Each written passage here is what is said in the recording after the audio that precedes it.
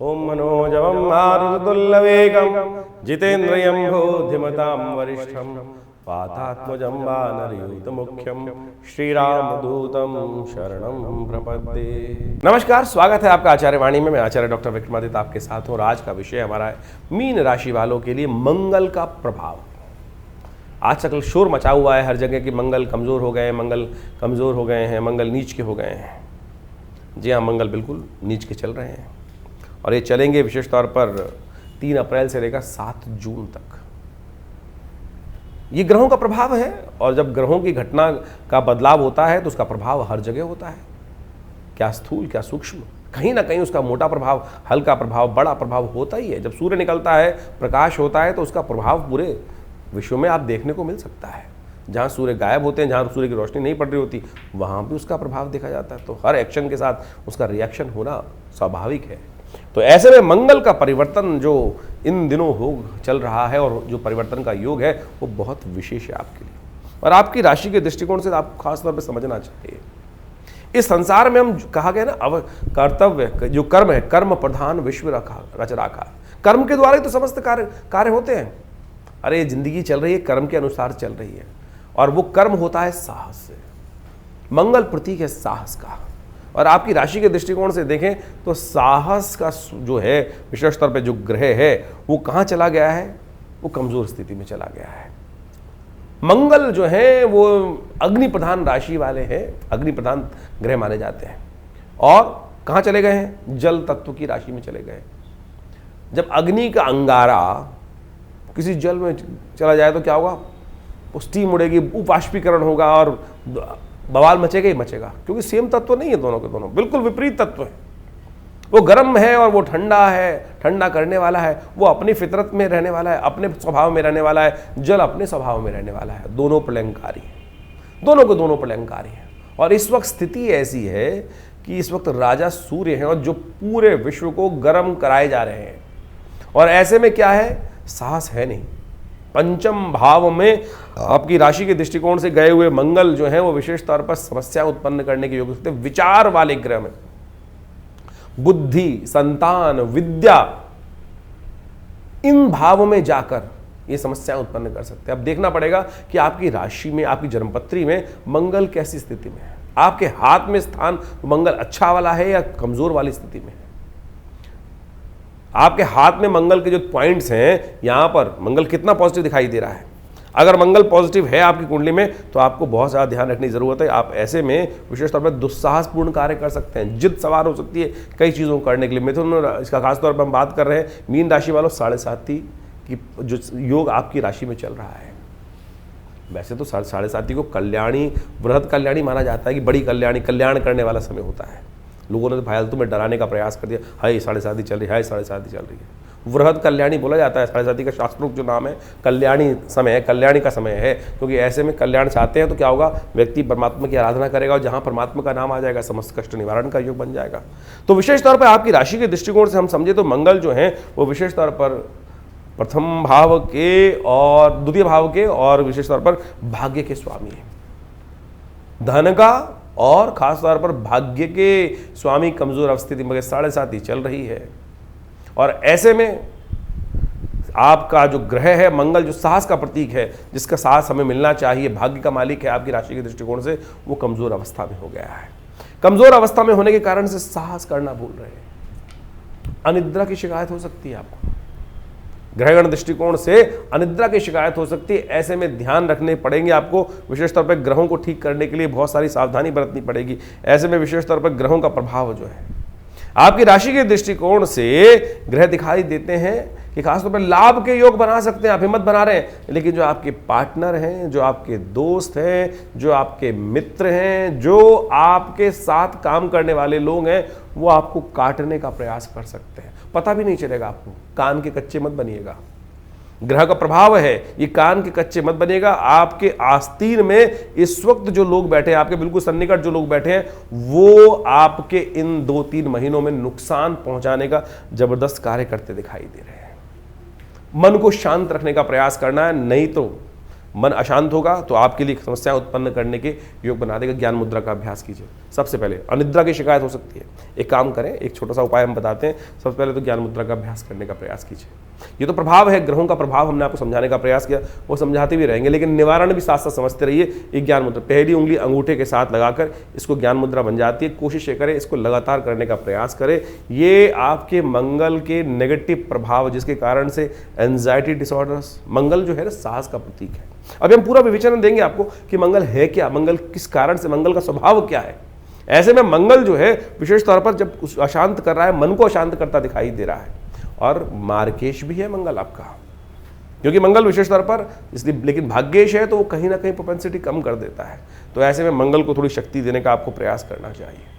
आपकी कुंडली में योग इस प्रकार का है कि अच्छे विचार, अच्छे जो इस वक्त ग्रह योग है विशेष तौर पर आपका उदार सोच है ना, जो उदार सोच रहेगी। उदार सोच वाला क्या होता है, नेगेटिव सोचता नहीं है और नेगेटिव बात समझ में नहीं आती। लेकिन कई लोग जो होते हैं उसके आसपास वाले होते हैं, वो क्या होते हैं, हवा भरे, आप तो बहुत अच्छे व्यक्ति हैं, आप तो बहुत अच्छे व्यक्ति हैं। जो मीठा बोल रहा है आपसे, जो बहुत अत्यधिक मीठा बोल रहा है, जो आपकी बहुत तारीफें कर रहा है, ये मंगल जब तक आपका इस राशि में चल रहा है, ध्यान रखना, बस समझ लेना वही आपको काटने के लिए, वही आपको डसने के लिए बैठा है। तो आपको ध्यान रखना पड़ेगा।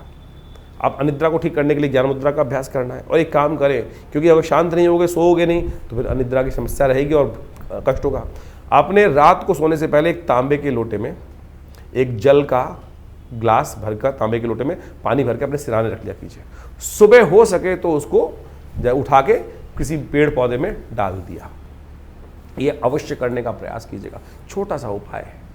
देखिए इन दिनों आपकी, जैसा हमने कहा कि हम बात कर रहे हैं मीन राशि वालों की 7.5 चली रही है, तो कोशिश ये करें नित्य प्रति आप ओम हंग हनुमतये नमः इस मंत्र का स्तवन करें। ओम हंग हनुमतये नमः, ओम हंग हनुमतये नमः। ये मंगल का मंत्र है अद्भुत। और हो सके तो मंगल की गायत्री का स्तवन कर लीजिए। ओम अंगारकाय विद्महे शक्ति हस्ताय धीमहि तन्नो भौम प्रचोदयात्। ये मंगल की गायत्री है। इसका नित्य प्रति यदि आप 5 बार भी पाठ कर लें तो हमने देखा है कि बिल्कुल नेगेटिव प्रभाव जो है, मंगल जो कमजोर स्थिति में चल रहा है, नहीं तो बुद्धिक दृष्टिकोण से, ऐसे में हमने देखा है कि मंगल जिस स्थिति में आ जाते हैं, कमजोर स्थिति में जाते हैं, तो व्यक्ति बहुत ज़्यादा अंतःकरण टूट जाता है, व्यक्ति का परेशान हो जाता है, हतोत्साहित हो जाता है। और थोड़ी जो एंजाइटी डिसऑर्डर के ज़्यादा पेशेंट्स हैं, जो इनको बेसिकली साइकोलॉजिकल डिसऑर्डर पेशेंट्स हैं, वो कई बार बहुत ज़्यादा डिप्रेशन में चले जाते हैं। तो ऐसे में ध्यान रखने की आवश्यकता है, मंगल का लगातार उपाय करने की ज़रूरत है। हो सके तो मंगलवार के मंगलवार अवश्य एक काम करें, हनुमान जी के मंदिर में जाकर, आपकी राशि के दृष्टिकोण से समझा रहे हैं, सबसे श्रेष्ठ उपाय है मंगलवार, क्योंकि शनि की 7.5 भी चल रही है और ऐसे में आपके लिए अच्छा रहेगा। बड़ी मुश्किल से तो आपकी कुंडली में अभी जो प्रभाव है ग्रहों का वो परिवर्तन की तरफ गया ही है। आप अभी जो समस्या आपको क्या करना है, मंगलवार के मंगलवार और शनिवार के शनिवार हनुमान जी के मंदिर में जाकर सिंदूर हनुमान जी को देसी घी में मिलाकर लगा दीजिए। जय हनुमान ज्ञान गुण सागर, जय कपीस तिहुँ लोक उजागर, रामदूत अतुलित बलधामा। हनुमान 40 पाठ आई ना, जब कोई साथ ना दे और देवता चित्त न धरही, अरे कोई साथ दे ना दे, हनुमान जी सा साथ देंगे। और देवता चित्त न धरही, हनुमत से ही सर्व सुख करही। तो ये आप समझ लीजिए सिद्धांतिक तौर पर ये ग्रहों का प्रभाव किस प्रकार का है। भाग्य का साथ लेना चाहते हो, हमने आपको हर चीज समझाने का प्रयास किया। लाभ के योग हैं बिल्कुल, 7.5 चलती रहे, लेकिन मंगल आपको लाभ की स्थिति बता रहा है, लेकिन लाभ आने को तैयार बैठा है सब स्थितियों में। लेकिन बहुत सारे ग्रह हैं जो कौन है नुकसान पहुंचाने को तैयार है। यदि वो स्थिति आप ठीक कर लेंगे तो बहुत अच्छा रहेगा आपके लिए। इसके साथ साथ मंगल के स्वभाव को भी आपको समझना है। कुछ और भी उपाय हैं जिनको बहुत छोटे छोटे रूप में आप करते रहेंगे तो हमें लगता है इसको आप बहुत अच्छे से ठीक कर पाएंगे। देखिए उपाय बड़े सरल होने चाहिए। आमतौर पर समस्या क्या है कि कुछ लोग बहुत क्लिष्ट उपाय, बहुत महंगे उपाय बताने का प्रयास करते हैं। देखिए शास्त्र में, अध्यात्म में, भारतीय संस्कृति में बड़ी सरलता से रास्ते बताए गए हैं। एक व्यक्ति एक किसी महात्मा के पास गया, उसको घर जाना था, बहुत समस्याएं चल रही थी। कथा को मैं छोटे रूप में समझाने का प्रयास करूंगा, बहुत लंबी कथा नहीं सुनाऊंगा, छोटे से सार रूप में समझने का प्रयास करें। बड़ी सरलता से उस कथा को यदि हम समझ लें तो जीवन के कष्टों को दूर कर सकते हैं। एक महात्मा के पास गया, महात्मा जी जीवन में संकट है, रास्ते में जाना है मुझे, मेरा गांव उस तरफ है और रास्ते में पानी चढ़ा हुआ है, नदी में पानी चढ़ा हुआ है और मैं पार नहीं कर सकता। बाबा ने कहा आध्यात्मिक दृष्टिकोण, चिंता मत करो, मैं आपको एक उपाय बताता हूँ। एक बाबा जी ने एक कुछ मंत्र उसको लिखा और एक कागज के लिखकर भोजपत्र में उसको हाथ में दे दिया। बोलो इसको अपनी मुट्ठी में रख ले और जैसे जैसे बस केवल भगवान का स्मरण कर कर इसको लेके चलता चला जा, पानी तेरा हटता चला जाएगा। उसने उसको रास्ते में देखा तो वो चमत्कार था कि जहाँ जहाँ वो लेके जा रहा था वो पानी हटता चला जा रहा था और वो भागता चला जा रहा था। उत्कंठा हुई रास्ते में देखते देखते कि अरे ऐसा क्या बाबा जी ने दे दिया है। उसने पर्ची खोली, उसमें राम नाम लिखा था। अरे राम नाम लिखा है, इतना सा देखा और देखता क्या है कि वो पानी वापस उसकी तरफ भागता चला आ रहा है। भागा वापस, अरे डूब जाऊंगा, और महात्मा के पास वापस पहुंचा। महात्मा की शरणागति प्राप्त की। महाराज आपने कहा था देखना, मैंने देख लिया। बाबा ने कहा कोई बात नहीं, चिंता मत कर, मैं दोबारा कुछ बना के देता हूँ। बाबा ने फिर एक उपाय दिया और हाथ में कहा बस इसको लेके जा, अब चिंता मत करियो, बस लेके चला जा। और उसके बाद वो फिर वही गया पूरा पार करते हुए। अब तो उसको एक बार एक्सपीरियंस कर चुका था। उसने बाबा की बात को पूरी तरह अक्षर से अक्षर माना और उसके बाद उस रास्ते को पार कर लिया। पानी घटा और वो पार कर गया बिना किसी द्वंद्व के कारण से। घर पहुंचा, घर पहुंच के फिर खोलता है हाथ को, पुड़िया को, उत्कंठा, क्योंकि हम भी ऐसे हैं हठधर्मी जो हैं जो ना तो विश्वास करते किसी बात पर। उसने फिर खोल के देखा और उसमें लिखा वही राम नाम। इस संसार को पार करने के लिए राम नाम ही तो है। उपाय यही है, जो उल्टा जपो सीधा जपो वही पार कर जाएगा। उल्टा जप के वाल्मीकि बड़े ज्ञानी बन गए। तो सोचो ये स्थिति थी, लेकिन हमें भी क्या होता है, हमारे को बड़े बड़े पैसे खर्च करके उल्टे सीधे कार्य कर कर तभी हमको मजा आता है। अरे सीधी तरीके से हमने आपके इन ग्रहों को बदलने के लिए सीधा साधा रास्ता बता रहे हैं ना, आप सीधी तरह से उस पर विश्वास करके चलने का प्रयास तो करो। ये सीधे साधे उपाय ही, बिना किसी कारण, बिना किसी खर्चे के उपाय। हमको हमारे गुरुदेव सिखाते थे कि भाई ऐसा उपाय मत बताओ कि जो में हजारों रुपए खर्च होते, क्या होगा उस उपाय को खर्च करके। सीधे तरीके से आप इन सरल उपायों को जो हम इस चैनल के माध्यम से आपके समक्ष रखते हैं, आपकी राशि के दृष्टिकोण से हम बताते हैं, वही करने का प्रयास कीजिए ना, तो आपके जीवन के कष्ट दूर होंगे। आज की तारीख में आप किसी भी जन्मपत्री को दिखाने जाते हैं, कहीं भी जब बात करते हैं, देखिए बाबाओं ने क्या होकर कितनी मालाएं, कितने कंठ पहनकर, पता नहीं क्या क्या स्थिति, बाह्य आवरण कैसा बना रखा है। वो एक मिसमरिज्म क्रिएट करने का प्रयास किया जाता है। अध्यात्म बहुत सरल है और ज्योतिष बिना अध्यात्म के नहीं हो सकता। अध्यात्म के दृष्टिकोण से समझने का प्रयास करें तो आपकी राशि में जो ग्रहों का योग है, मंगल क्या खेल करने वाले, मंगल है कौन, इसके विश्वास जगाने के लिए हम पूरा एक रास्ता आपको बताने का प्रयास कर रहे हैं। समझेंगे तो हमारा विश्वास है आपके कष्टों को दूर करने का रास्ता आप अवश्य बना पाओगे। अब सवाल ये उठता है कि मंगल है कौन। भारतीय सनातन संस्कृति में हमारे वेद इत्यादि, उपनिषद इत्यादि ग्रंथों के अंदर हर चीज़ की उत्पत्ति और उत्पत्ति का कारण हर चीज़ उपस्थित की गई है, और उन मूलभूत सिद्धांतों को, कथाओं को हम समझकर वास्तविक तौर पर उनका प्रभाव किस प्रकार का जीवन में होगा वो हम समझ सकते हैं। जैसे चंद्रमा कहाँ से उत्पन्न हुए, सूर्य कहाँ से उत्पन्न हुए, किस प्रकार से उत्पन्न हुए, क्या उनकी कथा है, इसके साथ साथ स्वभाव क्या है, किस प्रकार के योगायोग जो ज्योतिष के दृष्टिकोण से हमें दिखाई देते हैं वो बनेंगे, क्या होंगे, किस प्रकार के करेंगे। तो वीरभद्र की उत्पत्ति की कथा भी बड़ी विचित्र है। जो मंगल वीरभद्र ही है वास्तविक तौर पर, शिव के गण हैं। वीरभद्र जो थे वो भगवान शिव के पसीने से उत्पन्न हुए थे और विशेष तौर पर दुख, भय, क्रोध का प्रतीक माने जाते हैं। और मंगल की स्थिति वास्तविक तौर पे हमको समझ लेना चाहिए, मंगल इन तीनों का ही प्रतीक माना जाता है। मंगल पुरुषार्थ का भी मालिक है, क्रोध का भी मालिक है, साहस का संबंध रखता है, और साथ साथ यदि वो शीर्ण हो जाए तो शोक और दुख का कारण भी बनता है।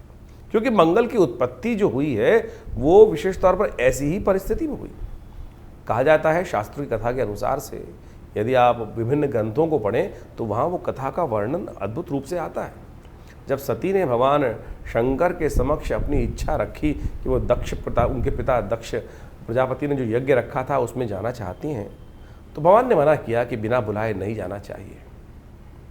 चाहे अपना घर भी हो, अगर वो आमंत्रण नहीं है तो वहाँ नहीं जाना चाहिए। और दक्ष ने तो साक्षात शिव को उस यज्ञ में बुलाया ही नहीं था, जो उन्होंने अपने अभिमान के लिए रखा था, अपने अभिमान की पूर्ति के लिए रखा था। और ऐसे मूड बहुत हैं जो इस संसार में अपने अभिमान की पूर्ति के लिए सत्य को समझ नहीं पाते हैं, सत्य का परित्याग कर देते हैं। दक्ष ने यही धृष्टता करी। ये कथा बड़े अद्भुत रूप से समझने की है। जब भगवान शिव को नहीं बुलाया गया तो पार्वती जी जब वहाँ जाती हैं, देखती हैं आकाशमंडल में बड़े बड़े विमान दक्ष के यहाँ जा रहे हैं, समस्त देवता इत्यादि सब वहाँ उस यज्ञ में आमंत्रित थे, तो उनको बड़ा दुख होता है कि मेरे पिता नहीं मेरे पति को बुलाया नहीं। भगवान शिव के समक्ष जाकर प्रार्थना करती हैं, भगवान शिव मना भी करते हैं, लेकिन वो कहते हैं मेरे पिता का घर है, मुझे जाना चाहिए, मुझे जाना तो चाहिए ही चाहिए। लेकिन मन में तो कुछ और भाव था सती के, ये संसार को उदाहरण देना था। जब वो जाती हैं यज्ञ के अंदर और वहाँ देखती हैं कि सब लोग विद्यमान हैं, लेकिन जो पिता के द्वारा स्थान जो है वो शिव का रिक्त रखा गया है और उस यज्ञ में शिव को स्थान नहीं दिया गया है, तो वो अपने आप को उस यज्ञ के कुंड में समर्पित कर देती है। और ये सूचना जैसे ही भगवान शिव तक पहुंचती हैं, क्रोध आवेश के कारण, शोक के कारण से उनका जो पसीना है पृथ्वी पर गिरता है, कहा जाता है उसी से वीरभद्र की उत्पत्ति हुई। और वीरभद्र ने जाकर उस यज्ञ क्या था, वो वास्तविक तौर पे अधर्म का प्रतीक ही वो हो गया था। अहंकार की पूर्ति के लिए उस यज्ञ को दक्ष ने रखा था। वो यज्ञ का विध्वंस होना इसलिए आवश्यक था क्योंकि वो अहंकार की पूर्ति के लिए किया जा रहा था। अहंकार यज्ञ के द्वारा नहीं पूरा हो सकता, और दक्ष के उस यज्ञ को वीरभद्र ने जाकर संहार किया और जो उसके बाद दक्ष का सिर तक काट दिया गया उस अपराध के कारण से। और जब भगवती का शरीर वहाँ लेके जाते हैं वीरभद्र, तो शिव वीरभद्र को आकाश मंडल में स्थित कर देते हैं, और वही धरती जो से उत्पन्न हुए जो वीरभद्र थे भगवान शिव के पसीने से, क्रोध के प्रतीक माने जाते हैं और विभिन्न आयुधों से अलंकृत हैं और संहार करने वाले हैं, अहंकार का संहार करने वाले। ये वीरभद्र की कथा है। और कहा जाता है कि ये संयोग जब बनता है, विशेष तौर पर जब मंगल और चतुर्थी का संयोग बन जाता है, उसी दिन वीरभद्र जयंती मानी जाती है, मंगल की जयंती मानी जाती है। और भगवान शिव के आशीर्वाद से वो आकाश मंडल में उस दिन से स्थिर है, धरती पुत्र माने जाते हैं।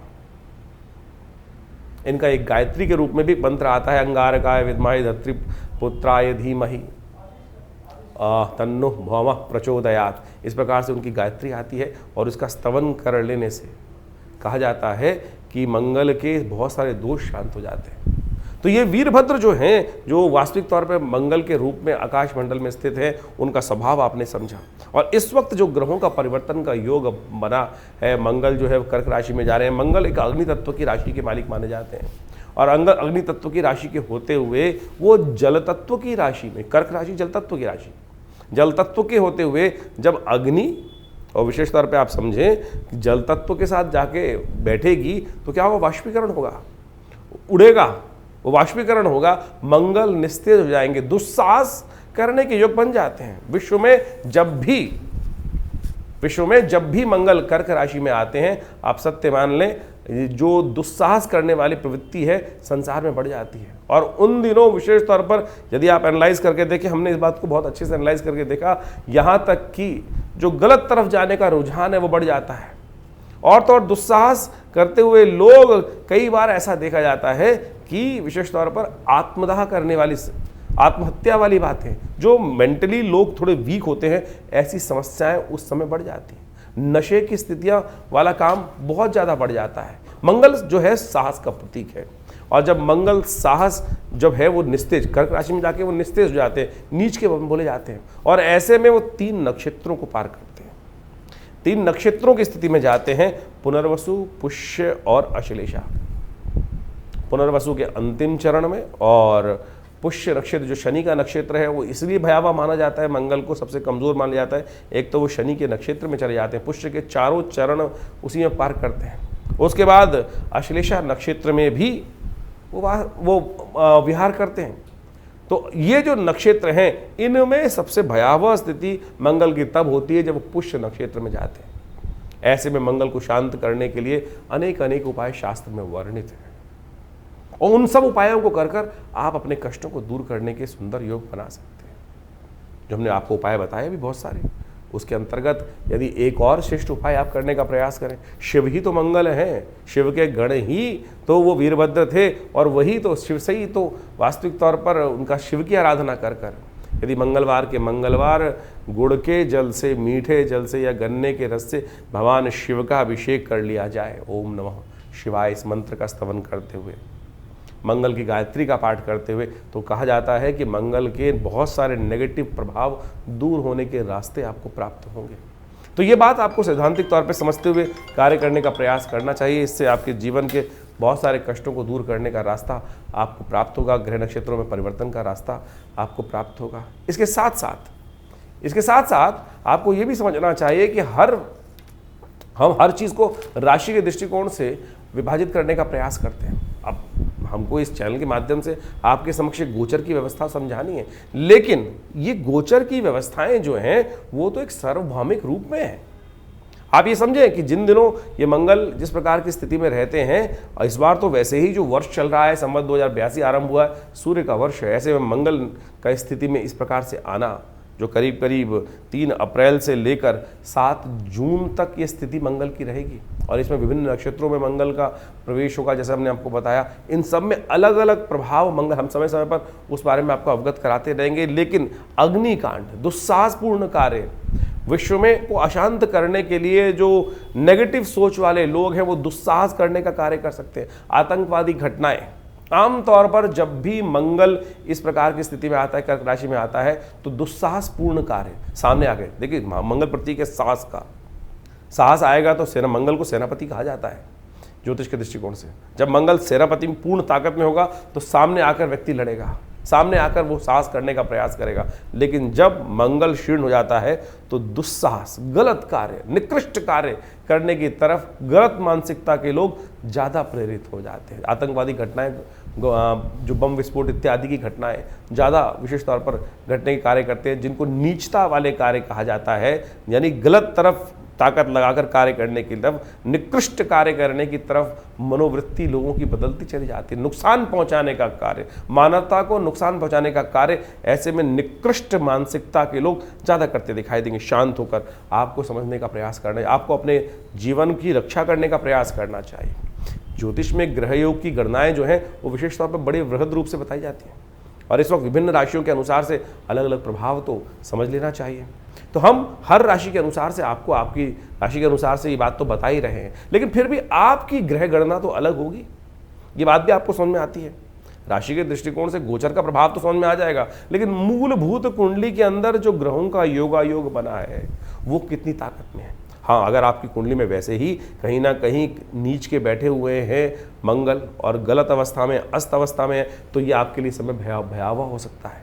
और वहीं अगर आपकी कुंडली में मंगल पूर्ण ताकत में है, मंगल की दशाएं अच्छी चल रही हैं, नवांश में मंगल शुद्ध होकर बैठा है, तो आपके लिए इतना गलत का समय नहीं होगा जितना ओवरऑल दिखाई देता है। तो ऐसे में आप अपनी जन्मपत्री को समय समय पर अच्छे से चेक कराते रहें, पूछते रहें, गणनाएं जानते रहें। जैसे हम कहा जाता है ना कि आज की तारीख में मॉडर्न ज़माने में कहा जाता है कि डॉक्टर साहब के पास जाकर समय करीब 6 महीने में कम से कम एक बार अपने ब्लड टेस्ट और संपूर्ण रूप से कंसल्टेशन ले लेनी चाहिए। तो उसी प्रकार से ज्योतिष भी एक ऐसी चीज़ है कि एक ऐसा आईना है कि जो आपके भविष्य को में क्या कुछ होने की योग हैं, किस प्रकार के योगायोग बनने वाले हैं, उस सब संबंध में आपको अवगत करा सकता है। और लोग सही समय में समझ लें कि हमारा समय कैसे चल रहा है। जैसे हम आपको बताते हैं कि भाई इस वक्त गोचर में ये 7.5 का योग चल रहा है, किसी राशि में ये समय ये चल रहा है, ये चल रहा है, ऐसा चल रहा है, तो क्या होता है, लोग उससे पहले सावधान हो जाते हैं। और सावधानी यदि रहेगी तो दुर्घटना कम घटेगी, और सावधानी हटी तो आपने बोर्ड पर देखा हुआ, लिखा हुआ, सावधानी हटी दुर्घटना घटी। तो यही बात है। इसके अनेक उपाय शास्त्र में वर्णित हैं, जो हमने बड़े सरल रूप में आपके समक्ष रखने का प्रयास किया है। बहुत सारे लोग कहते हैं कि ज्योतिष डराते हैं। ज्योतिष डराने का विषय नहीं है, ज्योतिष अवगत कराने का विषय है।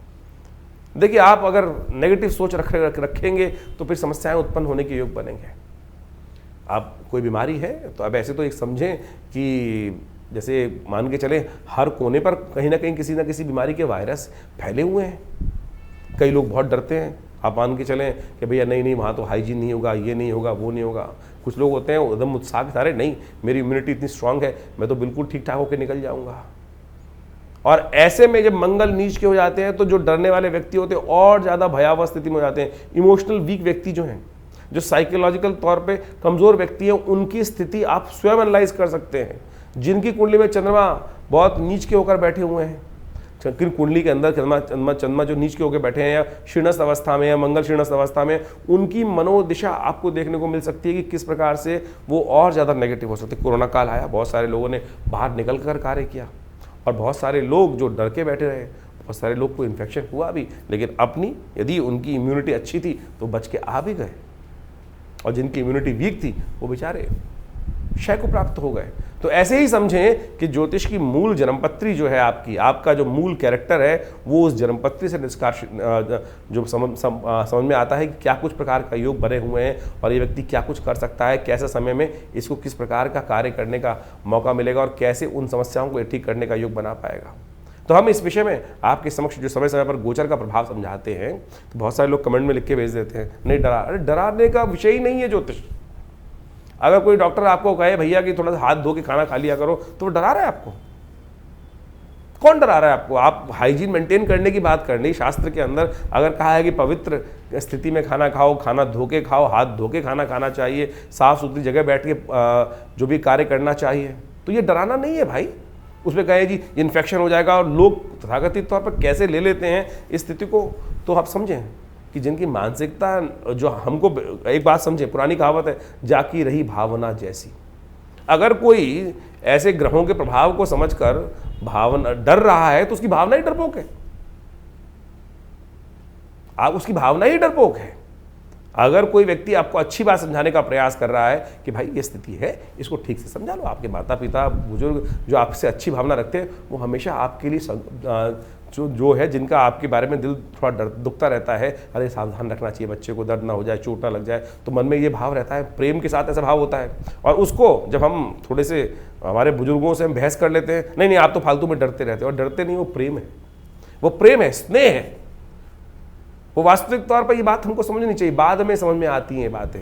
इसलिए कोशिश ये करें जो ज्योतिष के विषय हमने आपके समक्ष रखे हैं वो वास्तविक तौर पर वैज्ञानिक तथ्यों पर आधारित है। इन कथाओं को हम इसीलिए यहाँ डालते हैं, समझाने का प्रयास करते हैं कि ज्योतिष कपोल कल्पित गणनाओं पे नहीं चलती, प्रत्यक्ष प्रभाव से। नासा जैसे ऑर्गेनाइजेशंस, विश्व के आज बहुत रेप्यूटेड जो ऑर्गेनाइजेशंस हैं, वो भी हमारी गणनाओं को समझते हैं और हमारी गणनाओं के अनुसार से सोचे कितना सुंदर संस्कृति रही होगी। लेकिन कुछ है मूढ़ जो आपके साथ उपहास करते होंगे, अपनी संस्कृति का उपहास करने का प्रयास करते हैं।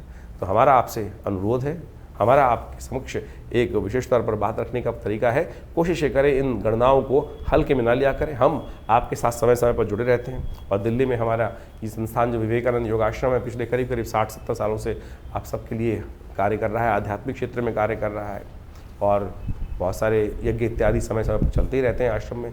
आप सब उस यज्ञ इत्यादि में सम्मिलित हो सकते हैं। अभी हमने इस ये ग्रहों के परिवर्तन से पहले मंगल की अंगारक चतुर्थी पड़ी, और उस दिन बड़े 1 अप्रैल को बड़ा सुंदर दुर्गा सप्तशती का यज्ञ चल ही रहा था। उसमें भी सब लोगों को ने आके भाग लिया, अपने नाम से यज्ञ कराए, उसके साथ साथ और उस दिन सुंदरकांड का पाठ भी किया।